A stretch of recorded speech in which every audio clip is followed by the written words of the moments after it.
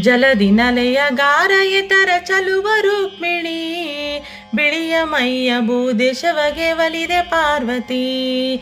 ಜಲದಿ ನಲೆಯ ಗಾರ ಎತರ ಚಲುವ ರುಕ್ಮಿಣಿ, ಬಿಳಿಯ ಮೈಯ ಭೂದೇಶವಗೆ ಒಲಿದೆ ಪಾರ್ವತಿ. ಉದಕದೊಳಗೆ ವಾಸವೇಕೆ ಸದನವಿಲ್ಲವೇ, ಸುದತಿ ಸುಡುಗಾಡಿಗಿಂತಲೇಸು ಅಲ್ಲವೇ.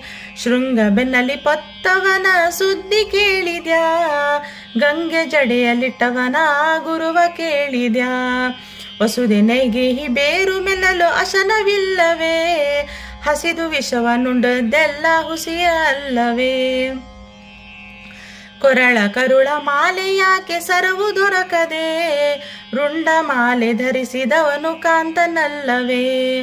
ವಸುದಿಗೀಶನಾಗಿ ಬಲಿಯ ಬೇಡಲಿಲ್ಲವೇ, ಎಸವ ಕಪಾಲ ಪಿಡಿದ ಕರ್ತನಲ್ಲವೇ. ಮಾತೆ ಶಿರವ ತರಿದವನ ಮಾತು ಕೇಳಿದ್ಯಾ, ತಾತನಾಗಿ ಸುತನ ಕೊಂದ ನೀತಿ ಕೇಳಿದ್ಯಾ. ಕೋತಿಗಳನ್ನು ಕೊಡಲ್ಯಾಕೆ ಚಾತಿ ತನ್ನದೆ, ಭೂತಗಣ ಆಳುವುದೇಕೆ ನೀತಿ ಪೇಳ್ವೆಲೆ. ಕಂಜನೇತ್ರೆ ಹಾವು ತುಳಿಯ ಲಂಜಿಕೆ ಬಾರದೆ, ಮಂಜುಳ ವದನೆ ಮೈಯಲ್ಲ ಸರ್ಪ ಕುಂಜರ ಭೂಷಣಗೆ. ಸುತ್ತಲಿದ್ದ ಸ್ತ್ರೀಯರಳು ಬತ್ತಲಿ ನಿಲುವರೆ, ಉತ್ತಮವಾದ ಸ್ತ್ರೀಯರ ಶಾಪ ಹತ್ತಲಿಲ್ಲವೇ.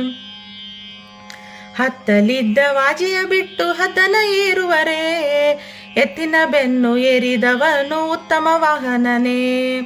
ಹರಿಹರರೊಳು ಯಾರು ಶ್ರೇಷ್ಠ ಹೇಳಿ ರುಕ್ಮಿಣಿ, ಪುರಂದರ ವಿಠಲ ಸರ್ವೋತ್ತಮನು ಕೇಳೆ ಪಾರ್ವತಿ.